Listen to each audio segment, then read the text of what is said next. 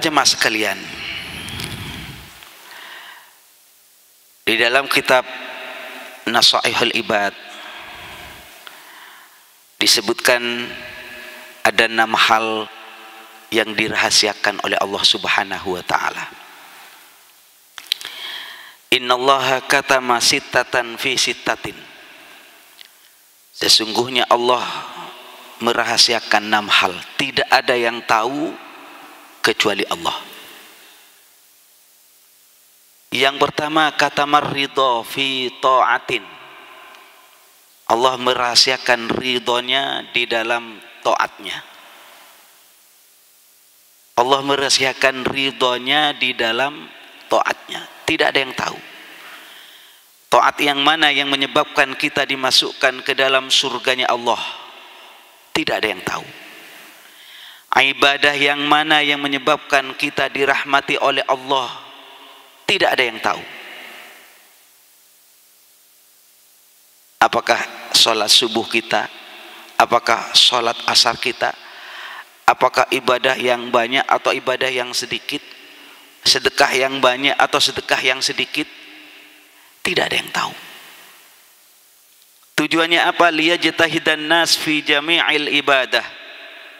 Agar manusia bersungguh-sungguh melaksanakan ibadah tanpa pilih-pilih.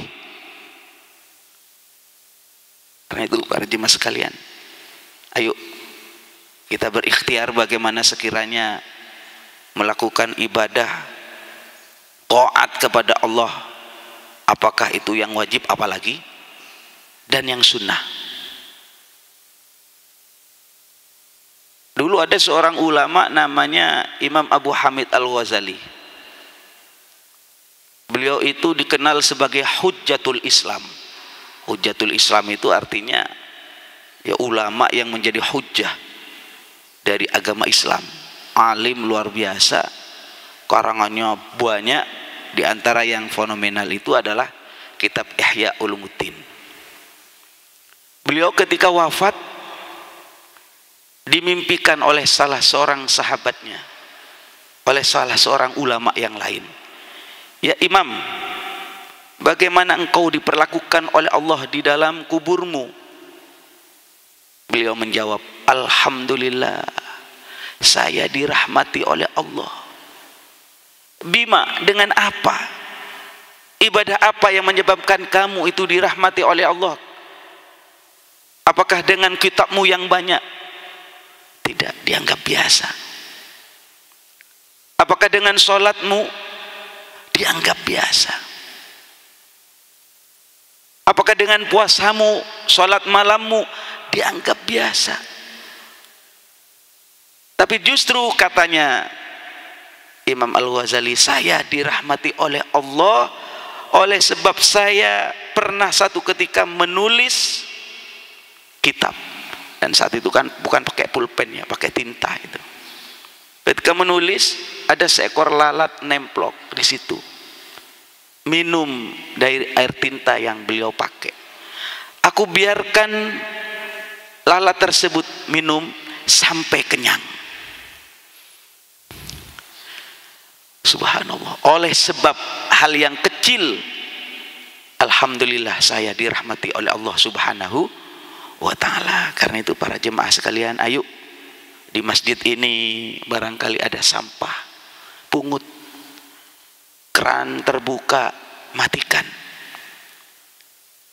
Ada paku di jalan, pungut, ya Allah, semoga ini jadi pintu surganya kita, amin. Tidak ada yang tahu. Karena itu para jemaah sekalian, sekali lagi, jangan sampai kita mengecilkan ibadah yang kecil. Kecil saja. Jangan. Karena jangan-jangan ibadah yang dianggap remeh oleh kita ternyata dianggap besar di hadapan Allah Subhanahu wa ta'ala. Yang nomor 2 para jemaah sekalian, wa katamal ghadaba fi ma'siyatin. Allah merahasiakan maksiat. Allah merahasiakan murkanya di dalam maksiatnya. Kita tidak ada yang tahu Maksiat yang mana yang menyebabkan kita dimasukkan ke dalam nerakanya Allah? Dosa yang mana yang menyebabkan kita dimurkai oleh Allah? Tidak ada yang tahu. Jangan sampai kita meremehkan dosa. Dosa kecil, gampang.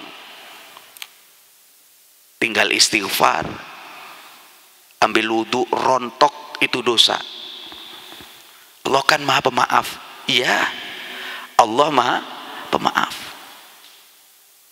Memang dikatakan at-taib minadz dzambi kaman la dzambalah. Orang yang tobat dari satu dosa seperti orang yang tidak punya dosa. Iya, Allah maha pemaaf. Tetapi saudara-saudara sekalian, jangan remehkan hal yang kecil. Meremehkannya itu yang bahaya. Menganggap dosa remeh itu yang bahaya. Tidak ada ceritanya orang itu terpeleset oleh sebab gunung, terpeleset oleh sebab kulit pisang, ya banyak. Di zaman Sayyidina Rasulullah Muhammad sallallahu alaihi wasallam,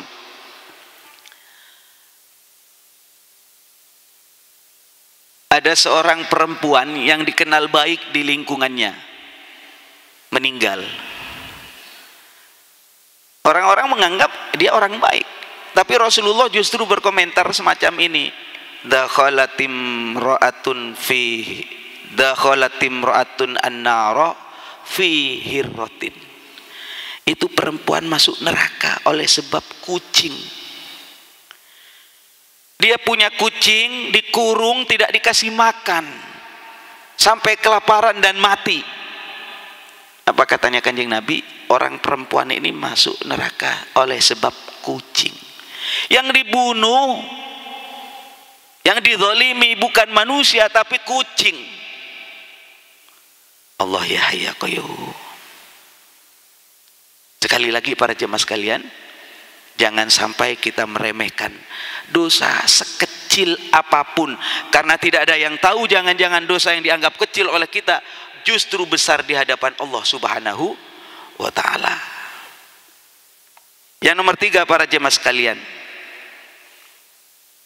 wa katama awliya'ahu fima bainan nas. Allah merahasiakan walinya, kekasihnya di tengah-tengah manusia. Oh, yang wali yang pakai surban, surban gampang bisa dibeli. Yang wali bisa terbang.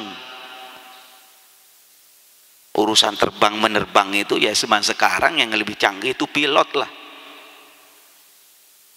Saudara-saudara sekalian, tidak ada yang tahu walinya, kekasihnya Allah yang mana. Tidak ada yang tahu. Tujuannya apa? Agar kita tidak meremehkan satu dengan yang lain. Agar diantara kita saling mendoakan, mohon doanya, mohon berkahnya. Di dalam Islam itu diajarkan oleh Sultanul Aulia Syekh Abdul Qadir Al-Jilani radhiyallahu an. Kuna indallah khairan nas. Jadilah engkau menurut Allah orang yang paling baik. Silakan ibadah yang khusyuk, yang baik, yang banyak. Wa kuna indan nafsi syarrun nas. Jadilah engkau menurut dirimu orang yang paling hina. Ya, kalau saya ketemu sama Ustadz Abdul Wahab, Ustadz yang baik. Kenapa?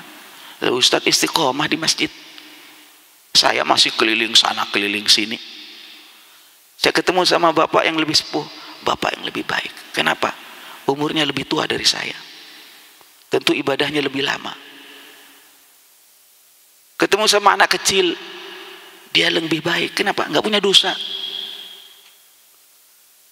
Ketemu orang yang bodoh, dia yang lebih baik. Kenapa? Maklum dia nggak ngerti agama.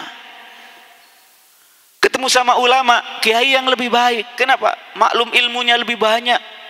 Jadi ketemu siapapun kita katakan Anda yang lebih baik. Lah ini tujuannya begitu. Sikap ini perlu dikembangkan, jangan sampai bergemuruh di dalam hati kita, ana khairum minhu. Aku lebih baik daripada dia. Mohon maaf ya, kalimat ini jangan diucapkan. Apalagi diucapkan, dirasa di dalam hati sampai bergumam, ana khairum minhu, saya lebih baik daripada dia. Ini ucapan iblis ini. Orang dikatakan baik kalau dia diterima ibadahnya oleh Allah. Ibu, saya tanya, ibu sholat subuh berjamaah, diterima apa tidak ibadahnya? Tidak ada yang tahu. Bapak sekarang sholat, baca Quran, wirid, pertanyaan saya, diterima enggak ibadahnya oleh Allah? Tidak ada yang tahu. Kita cuma ikhtiar bagaimana sekiranya ibadah sholatnya yang benar, syarat rukunnya dipenuhi. Urusan diterima atau tidak, urusan Allah. Kalau tidak ada yang tahu, kenapa harus sombong? Ini para jemaah sekalian. Tapi ingat ya, nggak ada ceritanya orang yang tawadhu, hormat kepada orang lain, rendah derajatnya, nggak ada. Izin Ustadz Abdul Wahab, saya di sini dipanggil kiai, di mana-mana dipanggil kiai, itu urusan orang lah. Tapi kalau saya ketemu sama guru saya bukan kiai, saya santri. Misbah, nama saya Misbah. Belikan LPG, siap kiai. Gotong-gotong LPG. Misbah, belikan beras, jalan beli beras. Ada yang bilang, loh Kiai Misbah sudah masuk TV, di Kompas TV sudah masuk, di Serambi Islami, di TVRI sudah masuk, di Istiqlal sudah menjadi khotib, masih mau disuruh-suruh. Cemen katanya, masih kelas bawah. Saya jawab, tidak. Saya hormat kepada guru saya, tidak akan mengurangi kekiaian saya, tidak akan mengurangi keustatan saya. Bal rafa'ahullah, bahkan diangkat derajatnya oleh Allah Subhanahu wa ta'ala. Tapi begini ini diuji, suka. Saya ngomong begini ini suka diuji. Pengajian begini lantas dimasukkan YouTube, disiarkan langsung di mana-mana, suka diuji sama Allah. Pernah dipanggil saat itu oleh kiai saya, tiba-tiba kepala saya dipukul, kan kaget saya. Difoto lagi, foto ceklak, astagfirullahaladzim. Kalau sebelumnya sudah tahu itu kiai saya, kan sudah siap, kuda-kuda hati saya sudah siap. Ini maksudnya apa? Kiai saya menguji, benar nggak saya itu mengatakan saya ini adalah santri? Paham ya? Saya tahu bapak ini mungkin di rumahnya hebat, kaya, jadi pejabat, tapi di depan mertua kita mantu. Betul? Di depan ibu kita anak. Di depan bapak kita anak. Nah, itu para jemaah sekalian. Kembali kepada apa yang saya sampaikan, Allah merahasiakan walinya, kekasihnya di tengah-tengah hambanya. Saya senang kalau mengadakan perjalanan silaturahim. Lah ini saya disuruh makan apa ya? Makasih. Saya senang, saya silaturahim bertemu dengan para jemaah. Memang terus terang saja situasi ini tidak normal Pak ya. Sekarang ini tidak normal. Kalau kita berbicara jujur, sholat macam begini nih nggak ada syariatnya, nggak ada. Saya ngomong apa adanya. Sholat berjarak, mana ada ajaran begini? Kalau kiai ustadz kalau mau sholat mengatakan sawu sufufakum, luruskan sofmu, fa inna taswiyatas sufuf min iqamatis sholah, karena lurusnya sof adalah termasuk kesempurnaan sholat. Malah kalau sholatnya mencong-mencong, sedikit miring-miring, itu berpengaruh kepada lingkungan. Biasanya nggak rukun, suka berantem satu dengan yang lain. Tapi kenapa Majelis Ulama Indonesia membiarkan? Karena situasinya darurat. Ya kita pakai masker begini, ya hilanglah kelihatan, senyum kita hilang. Apa orang ini bersenyum, apa cemberut, nggak tahu saya. Para jemaah sekalian, tetapi ini darurat. Ikuti apa katanya pemerintah, ikuti, karena ini bagian daripada ikhtiar. Yang nomor 4 para jemaah sekalian, wa katama Lailatul Qadri fi syahri Ramadan. Allah merahasiakan malam Lailatul Qadar di bulan Ramadan. Tanggal berapa tidak ada yang tahu. Tujuannya apa? Agar kita mengisi bulan Ramadan dengan ibadah. Cuma biasanya dikatakan di dalam hadis taharrau Lailatul Qadri fi ashril awakhir min Ramadan. Carilah, tunggulah malam Lailatul Qadar itu di 10 terakhir di bulan Ramadan. Para jemaah sekalian, 21 utamanya yang ganjil, 21, 23 dan seterusnya. Loh hebat Bu ya, kita maklumlah, kita tahu bahwasanya namanya bulan Ramadan dikatakan malam Lailatul Qadar itu khairum min alfi syahrin, lebih utama daripada 1000 bulan. 1000 bulan itu ya 84 tahun sekitar itulah. 84 tahun. Umur siapa yang saya? Insya Allah di sini nggak ada yang umur 80. Tapi kalau kita ibadah saat malam Lailatul Qadar baca Quran sama dengan ibadah 1000 bulan. Kalau sedekah 100.000 atau 50.000 bertepatan dengan malam Lailatul Qadar lebih utama daripada sedekah 1000 bulan. Ya Allah, inilah kehebatan umat Nabi Muhammad Sallallahu Alaihi Wasallam. Yang nomor 5 para jemaah sekalian, Allah merahasiakan sholatil wusta fis sholawat.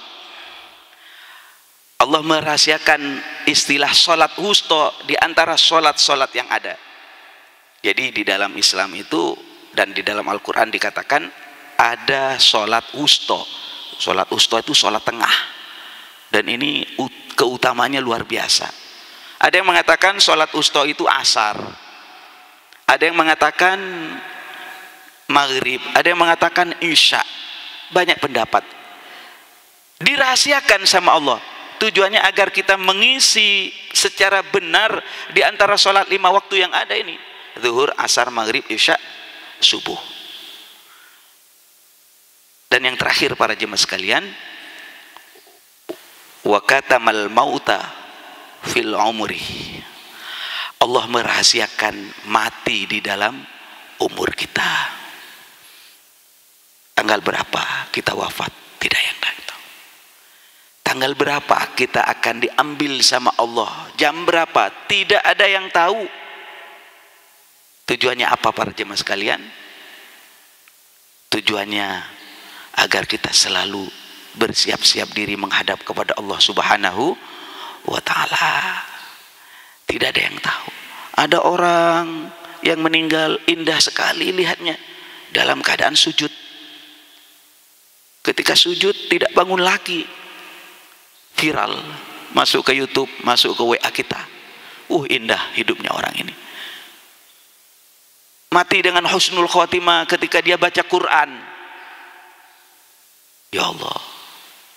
Tapi tidak semudah itu ya. Karena matal mar'u ala ma'asha, seseorang akan meninggal dunia sesuai dengan kebiasaannya. Kalau kebiasaannya baca Quran, ahli sholat, ahli ibadah, insya Allah matinya dalam keadaan husnul khotimah. Amin. Tapi sebaliknya, kalau kita terbiasa dengan maksiat, na'udzubillah, betapa banyak kita lihat ada orang yang awalnya baik, tiba-tiba mendengar, saya melihat sendiri, meninggal pada saat ngeramal togel. Ada juga yang sedang berzina. Ya Allah,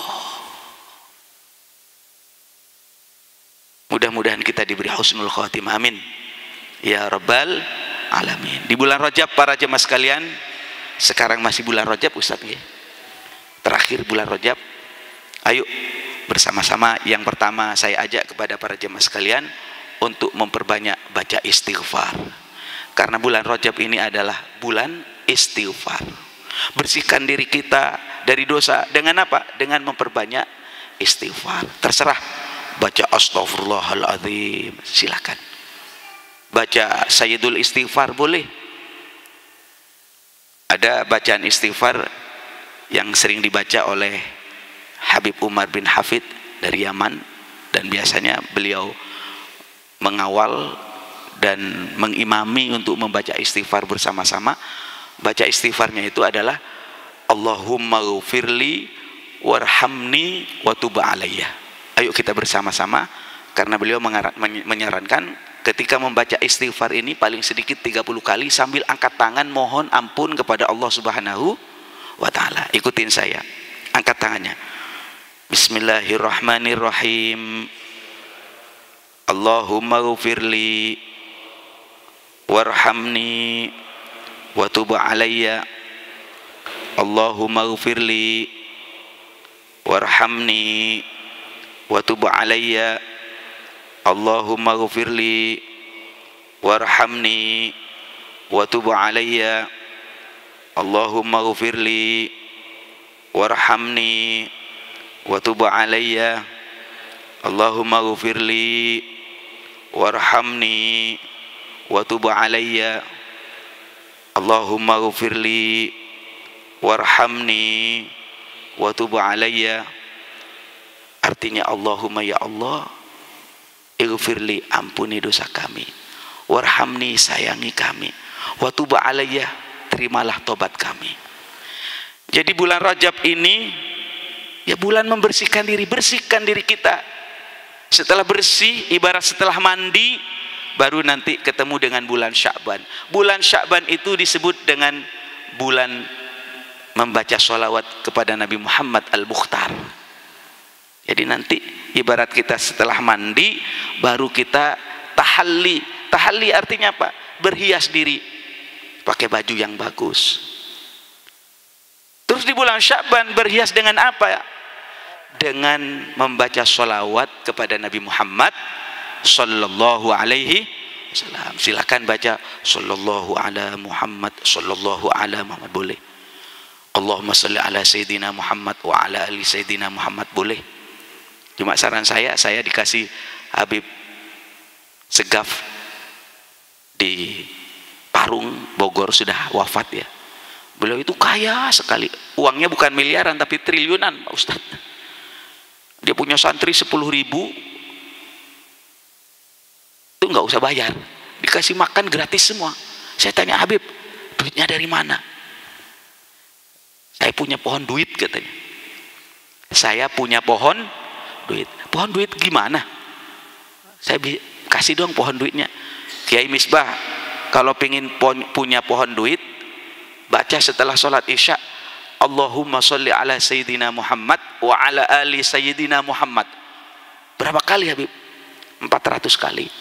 Wah, alhamdulillah. Saya baca itu, Pak. Saya baca. Alhamdulillah, alhamdulillah. Ya, Pak Ustadz, kita ini kan tidak ada jaminan ya. Sebagai ulama tidak ada jaminan ini dari pemerintah, tidak ada. Kita harus ikhtiar lahir batin. Di antara yang zahir, yang batin adalah membaca sholawat kepada Kanjeng Nabi Muhammad sallallahu alaihi wasallam. Cuma pesan saya kepada ibu, jangan niat cari duit.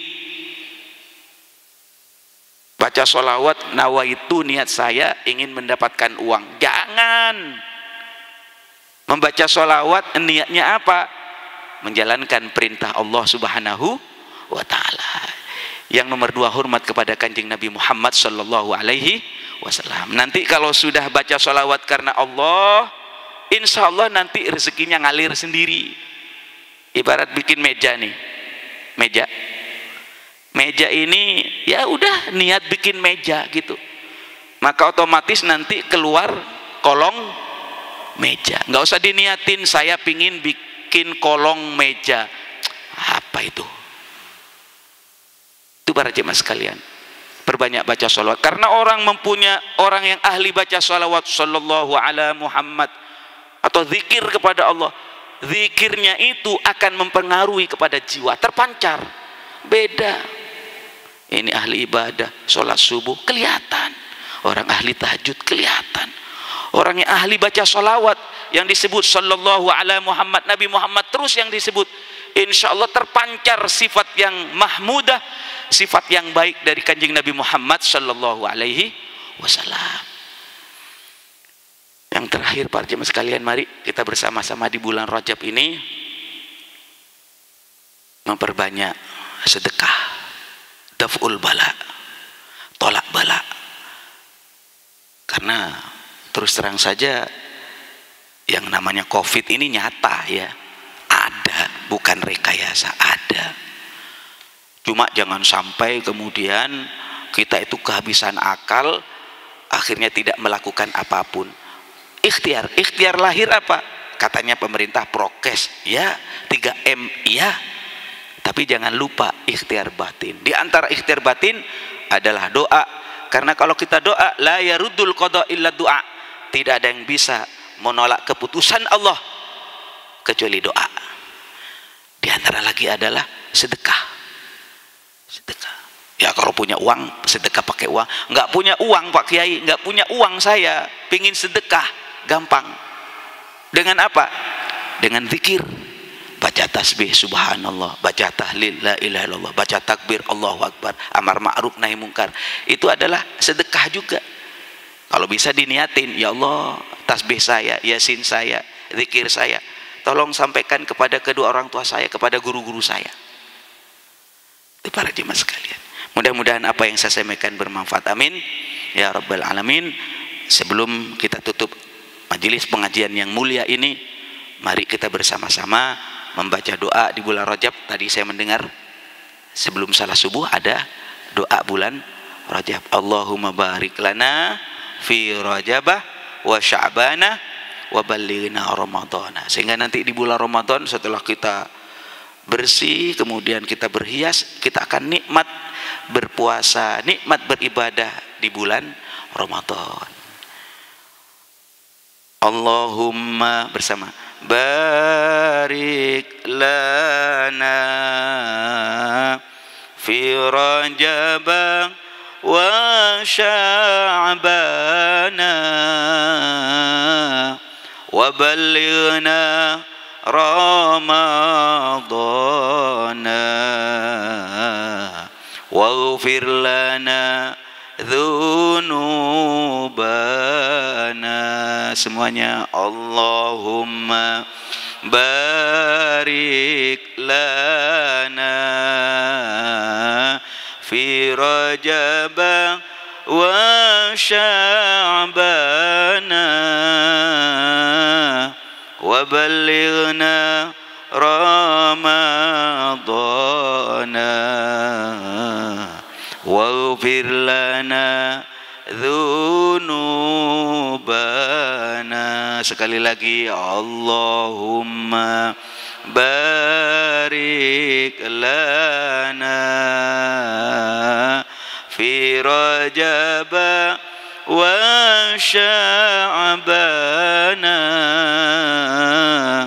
wa ballighna Ramadhana waghfir lana dzunubana. Selanjutnya para jemaah sekalian, mari kita bersama-sama berdoa.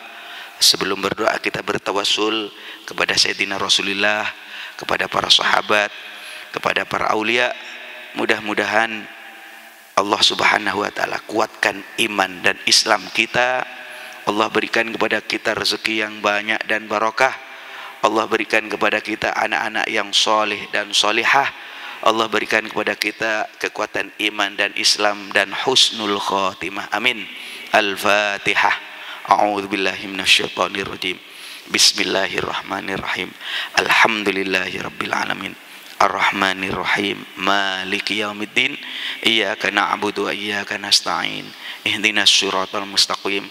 Siratal ladzina an'amta 'alaihim ghairil maghdubi 'alaihim waladdallin. Amin.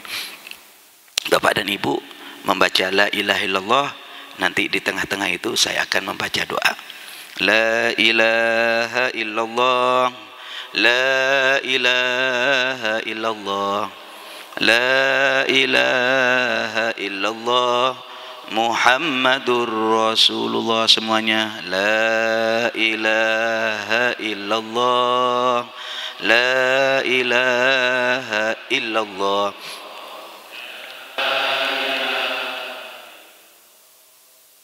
Muhammadur ibadallah rijalallah aghithuna li ajlillah wa kunu aunana lillah asanallah bi fadlillah la ilaha illallah la ilaha illallah la ilaha illallah Muhammadur Rasul wa ya Qutb wa ya Anjab wa ya Sadat wa ya Ahbab wa antum ya ulil albab ta'ala wa ansuru lillah la ilaha illallah la ilaha illallah la ilaha illallah Muhammadur Rasulullah sa'alnakum walizulfa rajawnakum wa fi amrin qasadnakum fashuddu amrakum lillah la ilaha illallah la ilaha illallah la ilaha illallah Muhammadur Rasulullah Faya Rabbi bisadati tahaqqaq li isyarati asa ta'ti bi isyarati wa yasfu waqtuna lillah la ilaha illallah la ilaha illallah la ilaha illallah Muhammadur Rasulullah بكشف الحجب عن عيني ورفع البين من بيني وطمس الكيف والأين بنور الوجه يا الله لا إله إلا الله لا إله إلا الله لا إله إلا الله محمد رسول الله Amin amin Rabbana anfa'na bima 'allamtana Rabbi 'allimna alladhi yanfa'una amin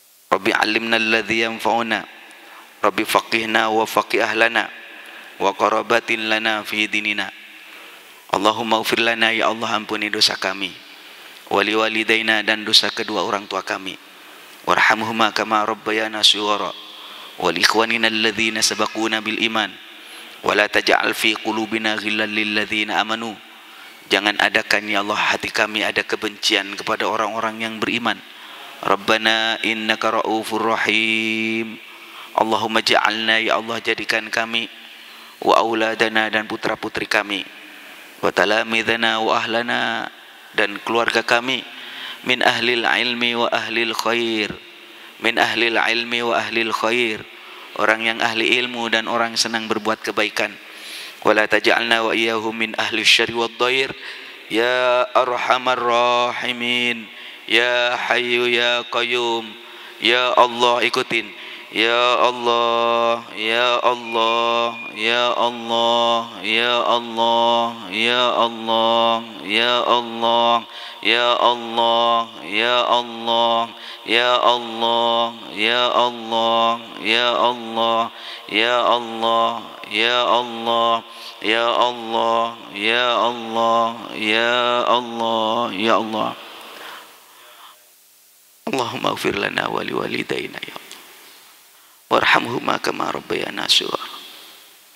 Allahumma ighfir lana ya Allah dhunubana wa liwalidayna wa limasyayikhina ولجميع المسلمين والمسلمات الذين في مشارق الأرض ومغاربها bersama Rabbana atina fid dunya hasanah wa fil akhirati hasanah wa qina adzabannar bi fadli subhana rabbika rabbil izzati amma yasifun wa salamun alal mursalin walhamdulillahi rabbil alamin.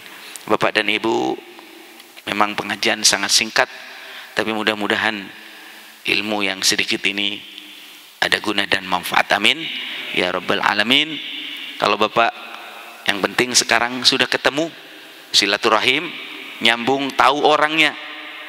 Nanti dilanjut ngaji di YouTube sajalah ya. Kalau ingin tahu ngaji saya, tulis aja di Sahur Time, Sahur Time tulisannya di YouTube. Yang penting punya kuota. Kalau nggak punya kuota nggak bisa ngaji. Atau tulis Kiai Haji Misbahul Munir, nanti banyak pengajian-pengajian. Memang sudah zamannya Pak Kiai. Sudah zamannya. Memang pengajian macam begini saya seneng nih. Masjid memfasilitasi kalau pengajian ada live, ada pengajian begini, seneng ini. Karena terus akan dilihat oleh orang.